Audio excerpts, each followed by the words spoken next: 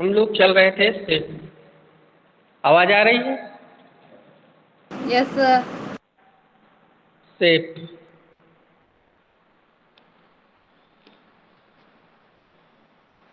काफी देर हो गया, 15 मिनट 17 मिनट हो गए रिकॉर्डिंग चालू करवाने में।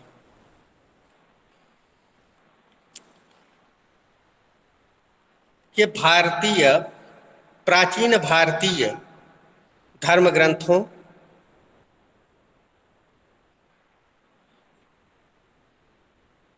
धर्म शास्त्रों में रूप विधान की चर्चा, लक्षण सिद्धांतों के विविध विधानों का वर्णन अधिकृत रूप से किया गया है। अधिकृत रूप से किया गया है।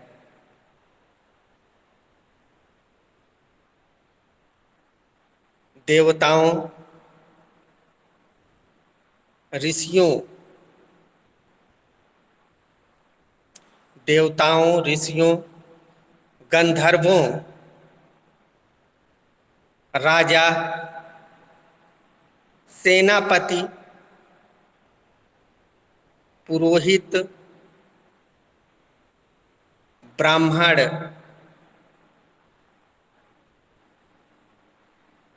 विद्याधर, दैत्य, दानव, व्यवसायी, भिखारी व स्त्री के विभिन्न रूपों आदि के अंगों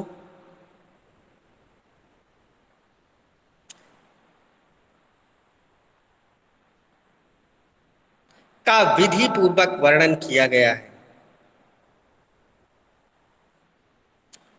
और साथ में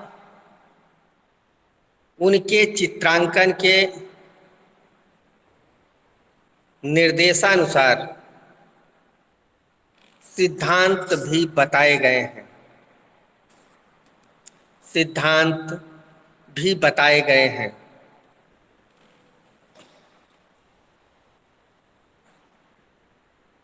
प्रकृति में नाना प्रकार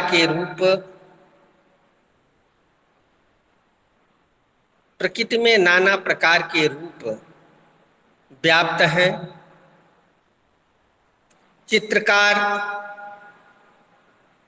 इन रूपों का अनुकरण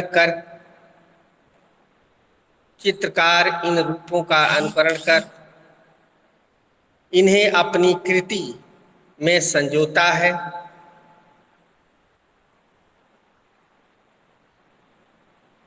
जिन रूपों को वह सृजित करता है वह रूप सांसारिक, अलंकारिक, यथार्थ, ज्यामितीय, अमूर्त, काल्पनिक। सर थोड़ा आराम से सर। अच्छा। सांसारिक, अलंकारिक, यथार्थ, ज्यामितीय, अमूर्त, काल्पनिक, सूक्ष्म, किसी भी प्रकार के हो सकते हैं।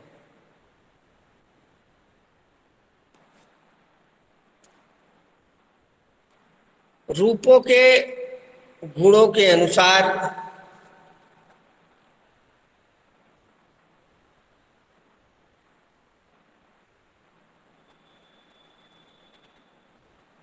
या लक्षणों की विशेषता के आधार पर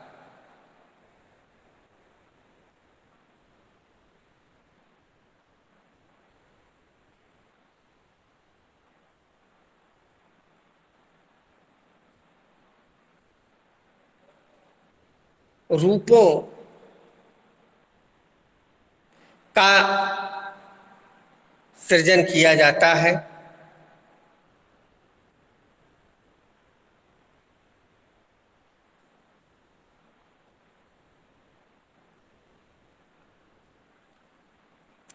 पैराग्राफ चेंज।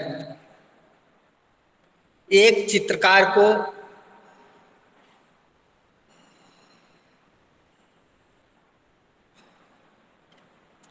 चारित्रिक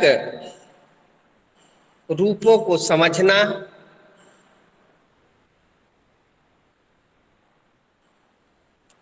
चारित्रिक रूपों को समझना व उसके मर्म को जानना व उसके मर्म को जानना भी अति आवश्यक है।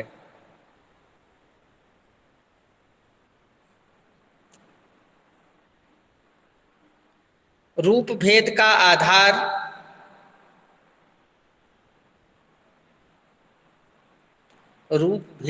आधार वर्ण, आकार एवं स्वभाव से होता है। इन्हीं के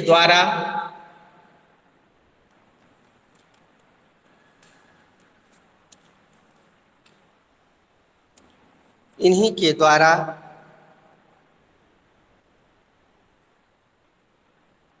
चित्रकार चित्रों में आकर्षण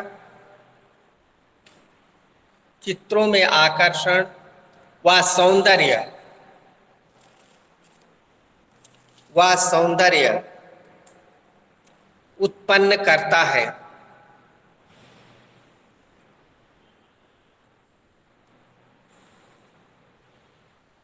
एक प्रकार से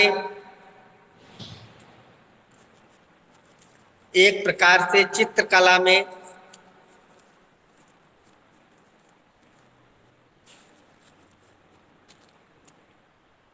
सौंदर्य की भावना का संचार करने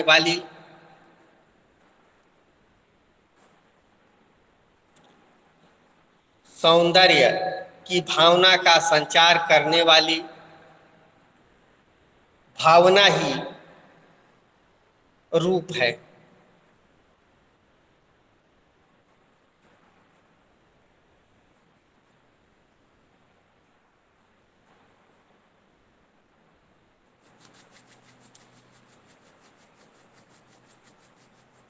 नेक्स्ट पैराग्राफ।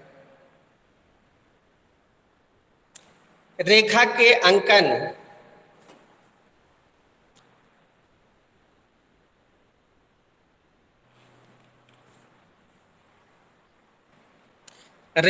अंकन अंकन में चातुर्य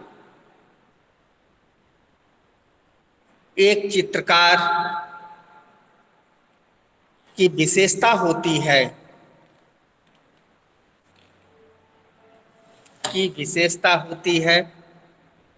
कि उसे रूप निर्माण में पारंगत होना चाहिए।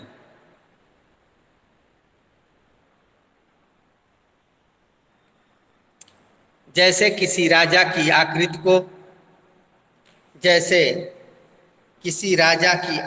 को बलिष्ठ अस्त्र शस्त्र धारण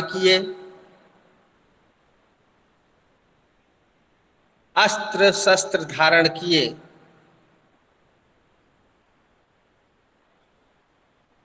सुशोभित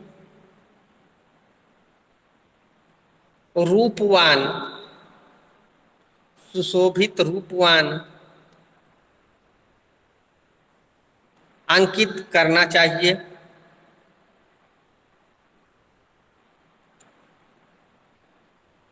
और भिखारी की आकृति को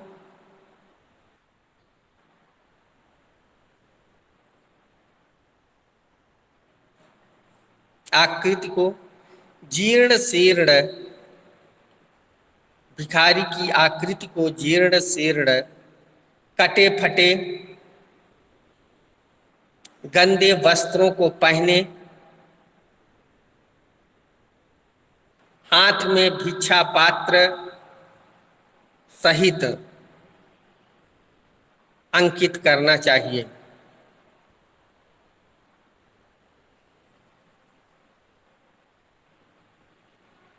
इस प्रकार चित्रकार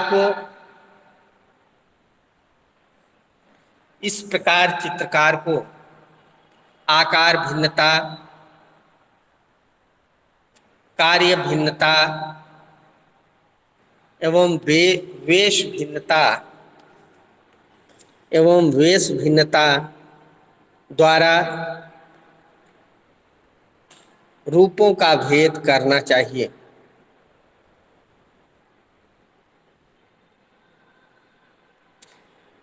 क्योंकि रूप भिन्नता मात्र से चित्र में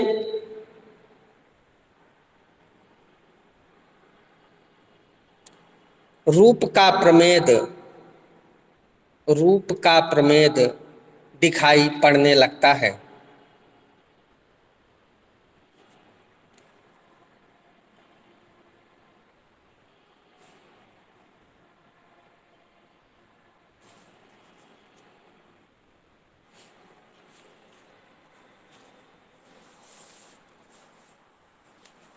मार्कंडेय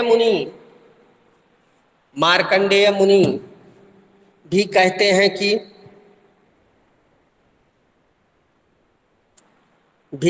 हैं कि ऋषियों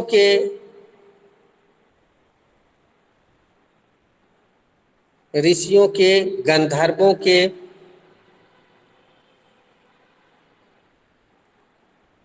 दैत्यों के साथ दानव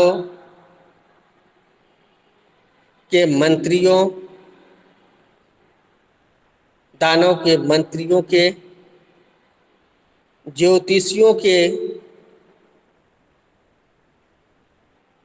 पुरोहितों के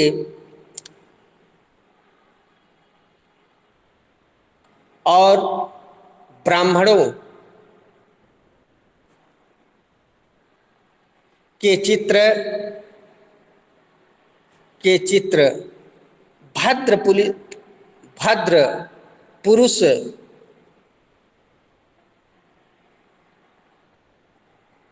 पुरुष के प्रमाण से चित्रकार को चित्रित करना चाहिए।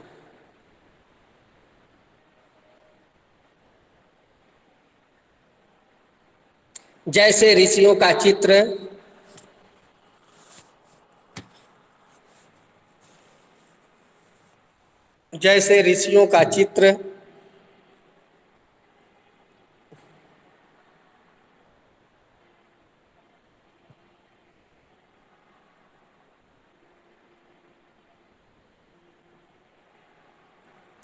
जूड़े में बंधी हुई जटाओं वाला उचित होता है,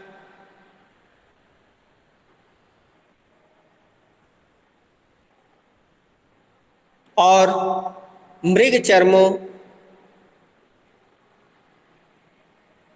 चर्मों तथा उत्तरीय वस्त्रों से शोभायमान कर देता है।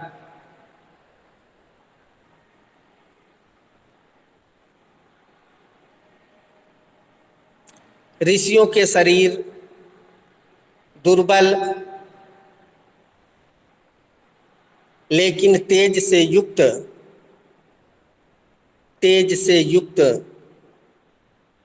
दिखाई पड़ने चाहिए।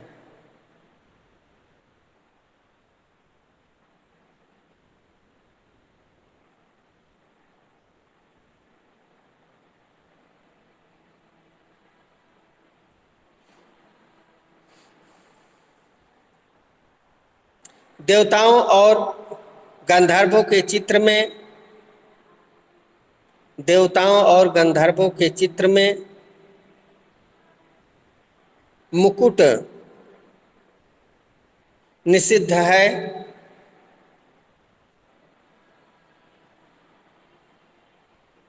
और महाराज के चित्रों को सिर से सुशोभित, सिर से पैर तक सुशोभित करना उचित होता है।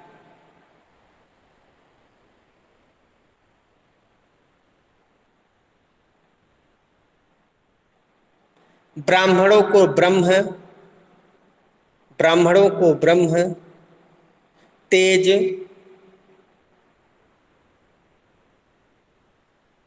से युक्त सफेद वस्त्र धारण किए हुए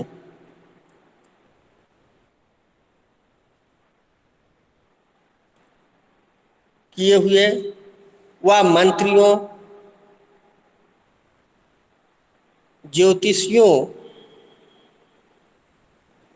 ज्योतिषियों और पुरोहितों को समस्त अलंकारों से विभूषित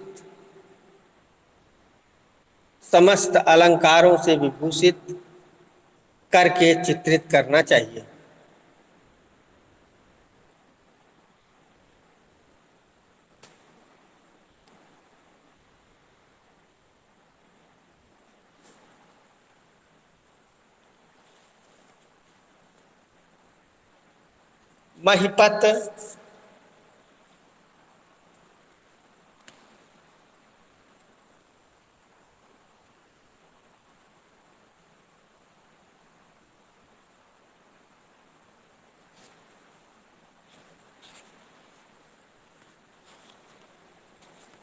महिपत पति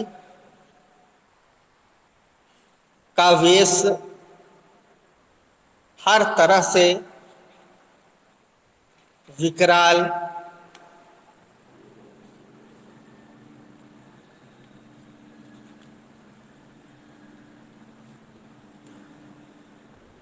करना चाहिए।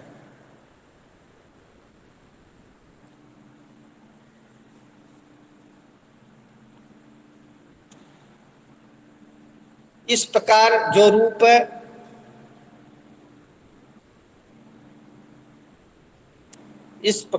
रूप निश्चित सीमाओं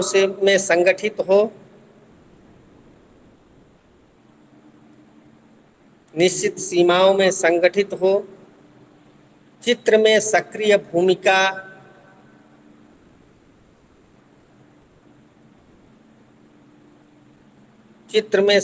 भूमिका रखते हैं, वे ही प्रायः सक्रिय होते हैं।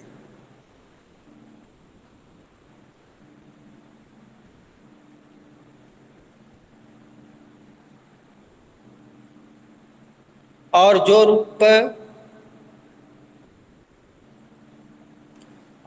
रूप सक्रिय रूपों को सहायता प्रदान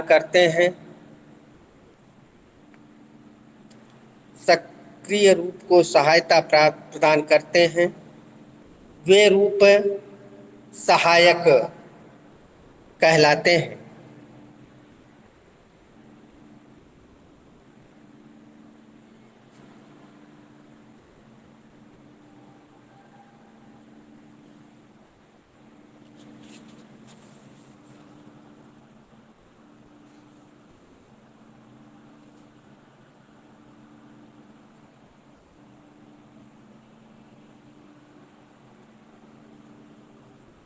पैराग्राफ चेंज।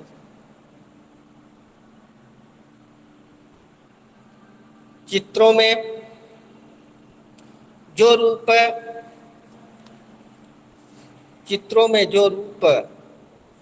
चित्र के विषय से संबंधित होते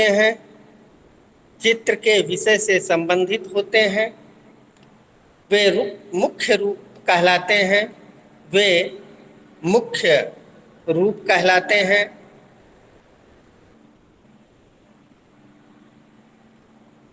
और जो रूप सहायक की भूमिका में रहते हैं,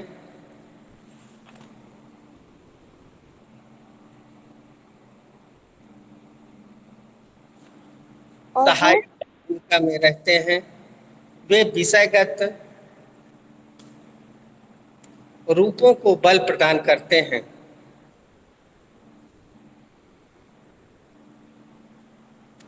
और उनका सौंदर्य तथा आकर्षण और उनका सौंदर्य तथा आकर्षण बढ़ाते हैं।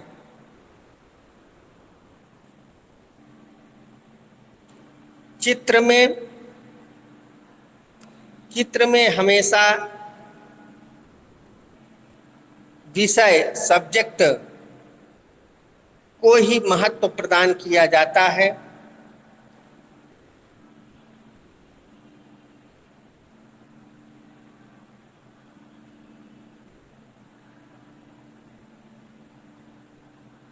प्रदान किया जाता है और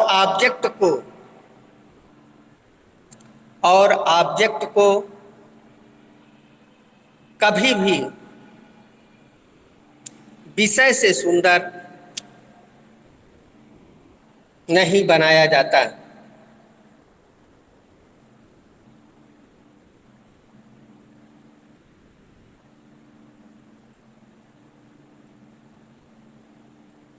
जैसे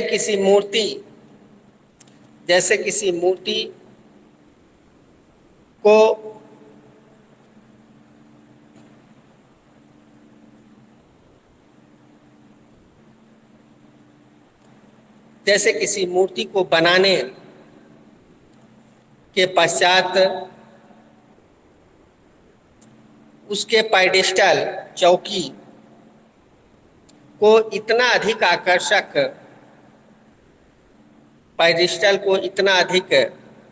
आकर्षक नहीं बनाया जाता।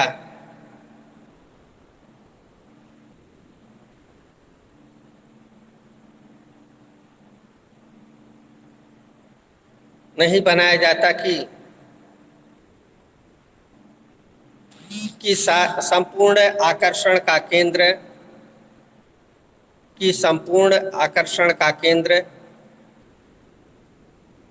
चौकी के स्थान पर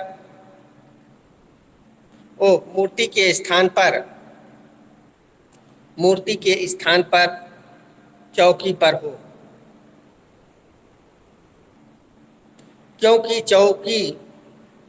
क्योंकि चौकी ऑब्जेक्ट होती है और मूर्ति सब्जेक्ट।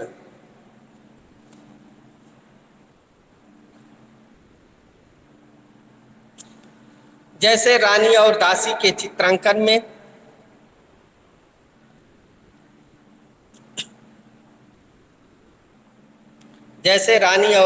के चित्रांकन में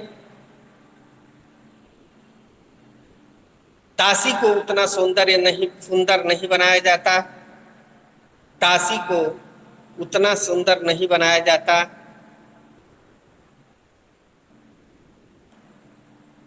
जितना सौंदर्यपूर्ण आकर्षित वस्त्र और आभूषणों से सुसज्जित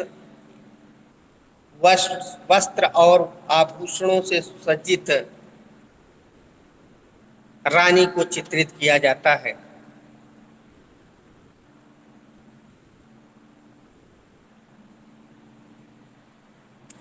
क्योंकि विभिन्न प्रकार के आकारों की रचना से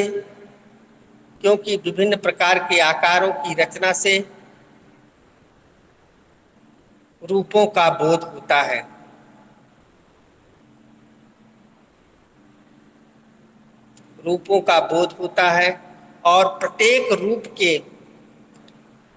और प्रत्येक रूप के अपने प्रभाव व स्वभाव होते हैं। हेलो हाँ, सर, एक बार रिपीट कर दीजिए। क्योंकि विभिन्न प्रकार की आकारों क्योंकि विभिन्न प्रकार के आकारों की रचना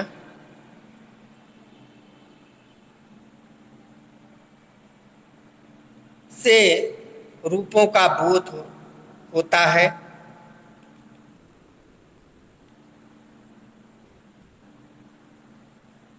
और प्रत्येक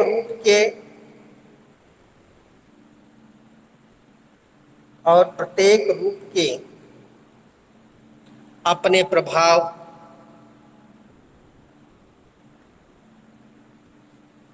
व स्वभाव होते हैं।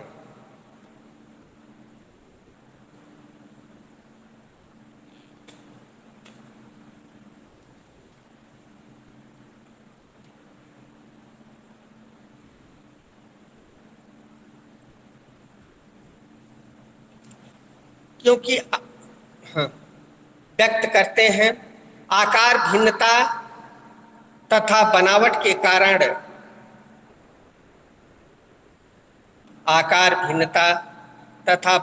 के कारण रूप अभिव्यक्ति की व्यंजना में सहायक होते हैं।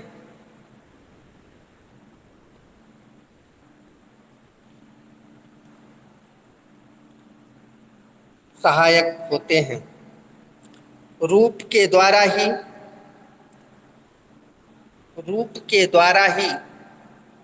किसी विषय वस्तु भाव अथवा विचार का प्रतिपादन किया जाता है।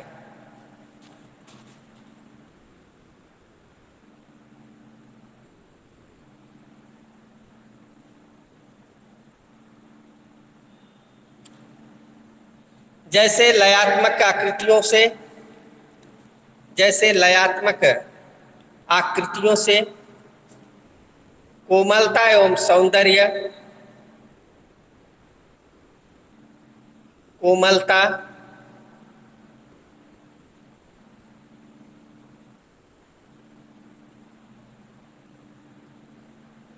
कोमलता एवं सौंदर्य प्रकट होता है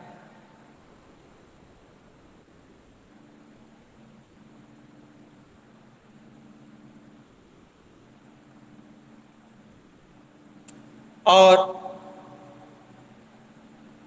कटे फटे टेढ़े मेढ़े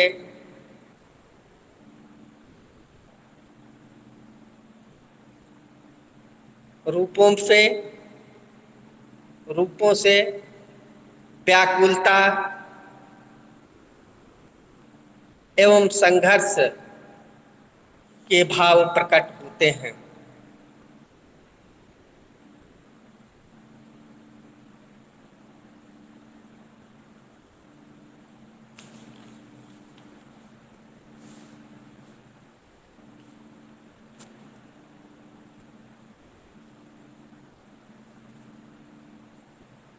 इस प्रकार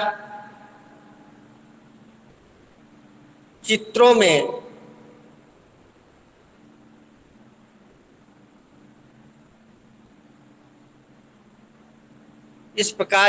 में रूपों के बिना रसानुभूति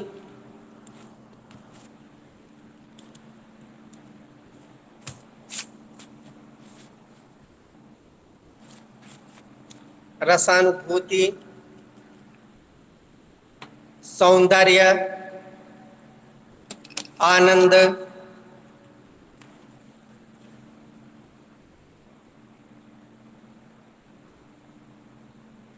नहीं प्राप्त होता।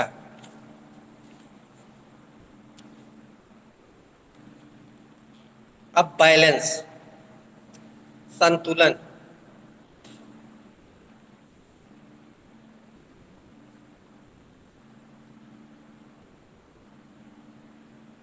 हेडिंग है।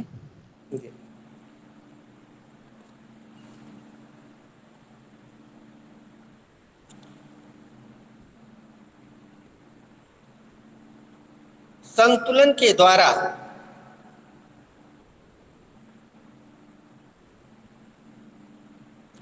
हम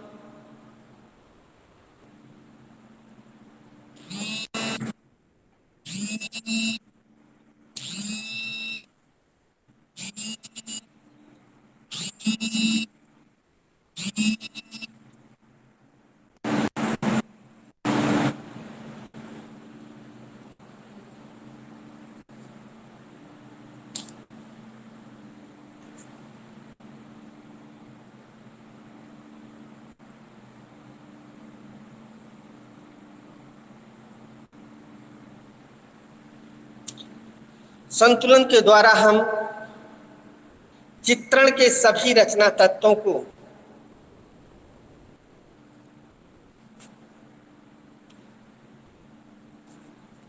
संतुलन के द्वारा हम चित्रण के सभी रचना तत्वों को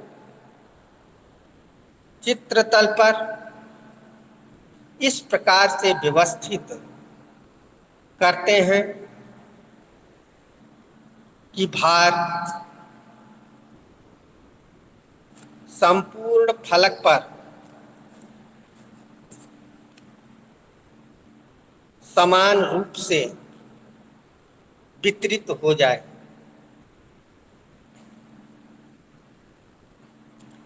जैसे आप लोग कंपोजिशन बनाते होंगे तो कंपोजिशन में कहीं जिस कैनवास पे काम करते हैं या पेपर पे काम करते हैं, ऐसा नहीं कि एक कोने पर हमने चित्रण कर दिया जो भी चित्र बनाना और पूरे चित्र को खाली छोड़ दिया। उससे क्या है कि जब कोई भी देखेगा तो उसकी सीधे निगाहें जहाँ पर आपने चित्र बनाया और पूरा कैनवास खाली है उस पर नहीं जाएगा, एक व्यू पर, एक जो निश्चित व्यू जहाँ पर आपने चित्रण किया है वहाँ पर जाएगा। जैसे हम कलर करते हैं, पूरे में कलर मान लीजिए पूरे कैनवास में हमने कलर लगाया, ब्लैक कलर का कलर लगा दिया और एक जगह पर रेड कलर लगा दिया, तो हमारा जो ध्यान है वो सीधे उस स्थान पर जाएगा जो हमारा पॉइंट व्यू रेड कलर लगा हुआ है।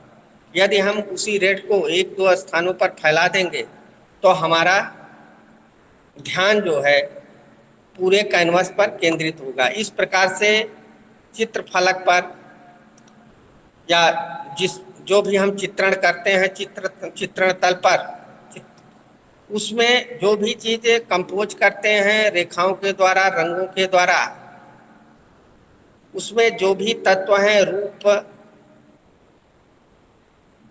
रंग, लाइन, शेप, सभी चीज़ों को व्यवस्थित रूप से उस सुनियोजित ढंग से उसको व्यवस्थित करते हैं ताकि देखने वाले को चित्र देखने के बाद उसको उसकी निगाहें संपूर्ण चित्र पर अपने आप स्वतः उसको पूरे चित्र को देखना ना पड़े, उसकी निगाहें ही पूरे चित्रों पर फैल जाएं और उस सब्जेक्ट को वह समझ सके।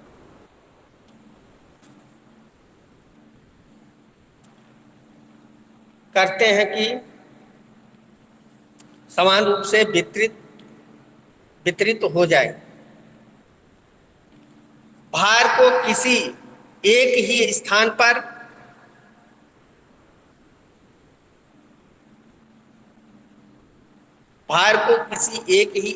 पर केंद्रीकृत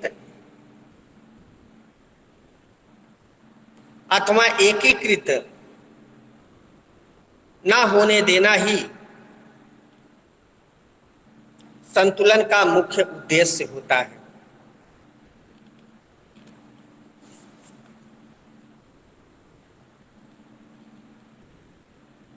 यदि चित्रफलक के एक भाग में कुछ आकृतियां अंकित कर दें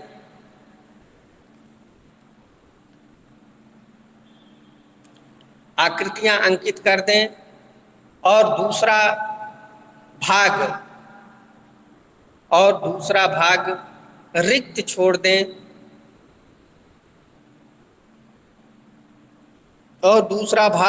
छोड़ दें तो रिक्त वाला भाग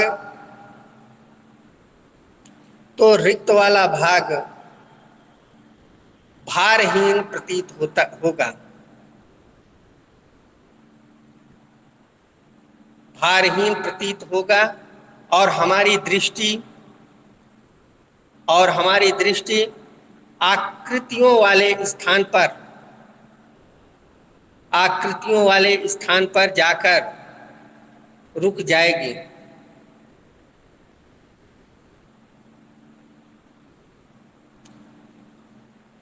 इस प्रकार आकृतियों को संतुलित करने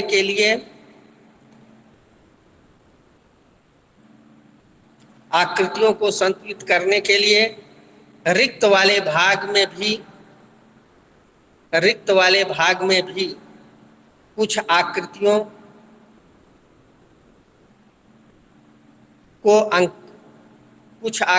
को अंकित करना चाहिए।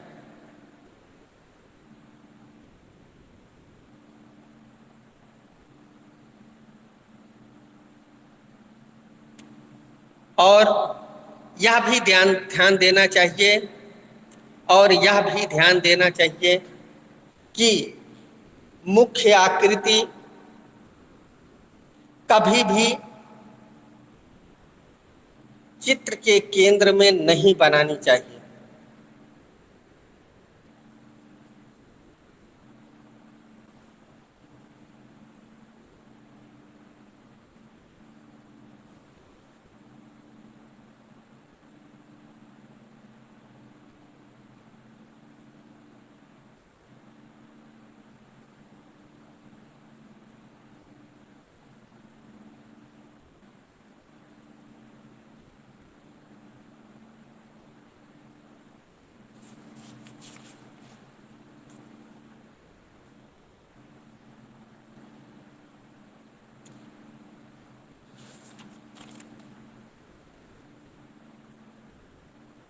बनाना चाहिए कि चित्र में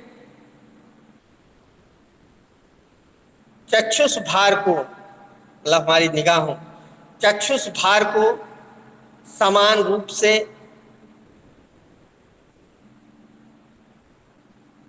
वितरित कर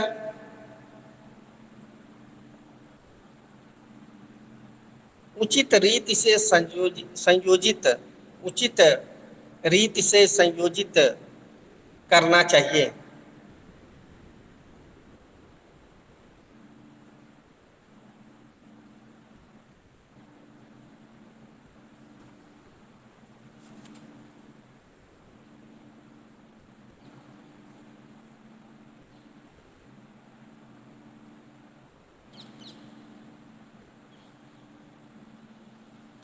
जैसे रेखा चित्र में फलक के एक किनारे से दूसरे किनारे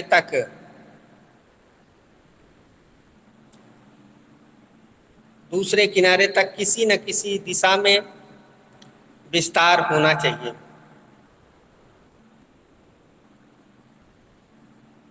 और चित्र संयोजन में संतुलन अधिकांशतः रूपों द्वारा ही किया जाता है।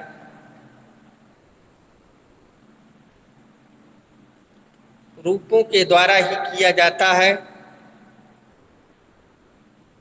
और रूपों के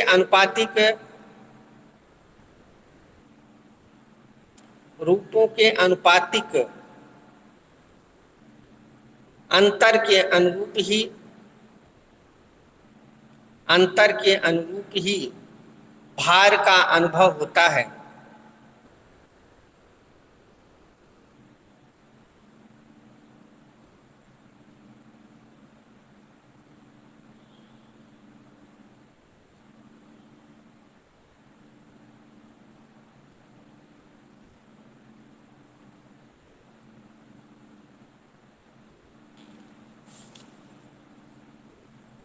इस प्रकार संतुलन द्वारा संयोजन की अनेक संभावनाओं, संतुलन के द्वारा संयोजन की अनेक संभावनाओं का जन्म दिया जा सकता है।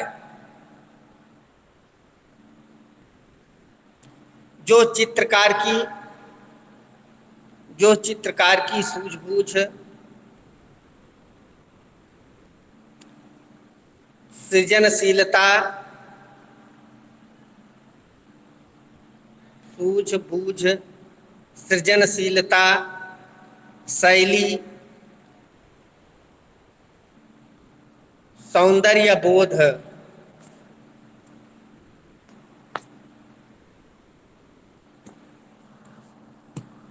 सौंदर्य बोध आदि पर निर्भर करता है।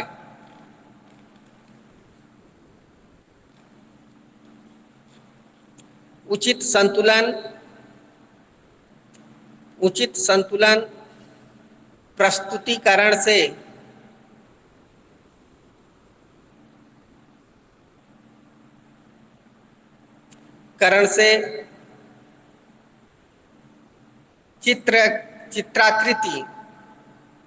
चित्राकृति आकर्षण का केंद्र बिंदु रहती है।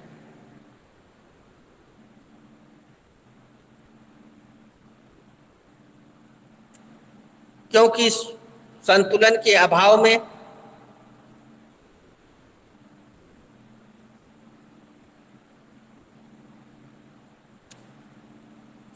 के अभाव में कृतियों में एक रूपता का अभाव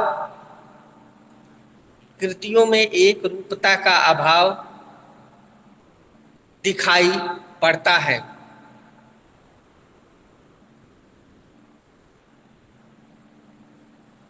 जिससे मस्तिष्क पर जोर देना पड़ता है और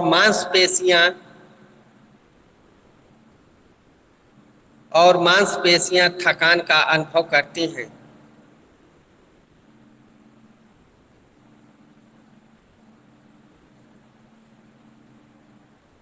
संयोजन का मुख्य सिद्धांत संतुलन है।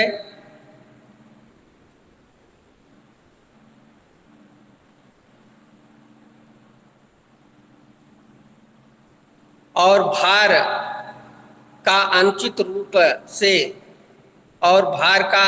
रूप से केंद्रित करना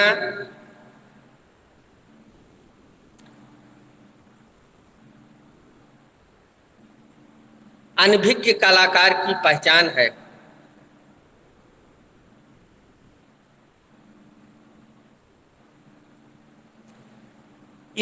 इसलिए चित्रों में संतुलन, बैलेंस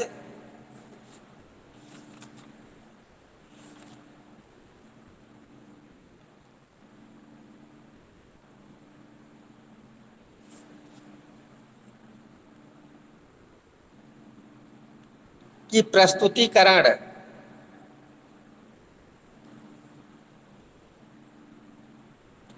सही प्रकार से होनी चाहिए,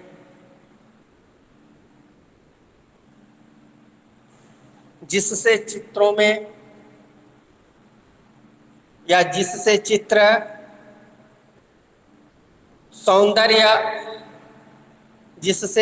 सौंदर्य और आकर्षण का केंद्र बनते हैं।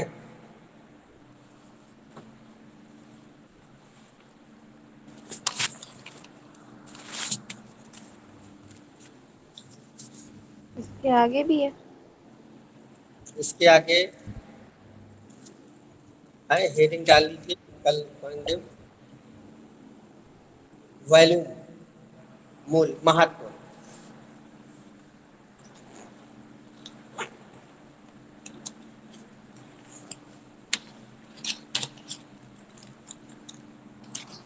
थोड़ी देर आप लोग कटिएगा नहीं, रिकॉर्डिंग बंद करके